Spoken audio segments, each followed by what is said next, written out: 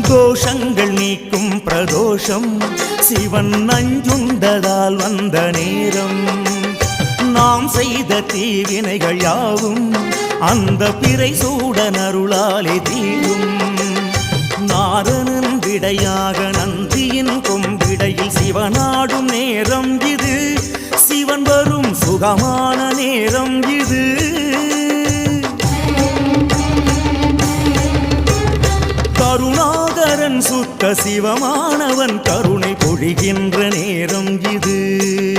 வரம் தருகின்ற நேரம் இது. நந்தீஸ்வரா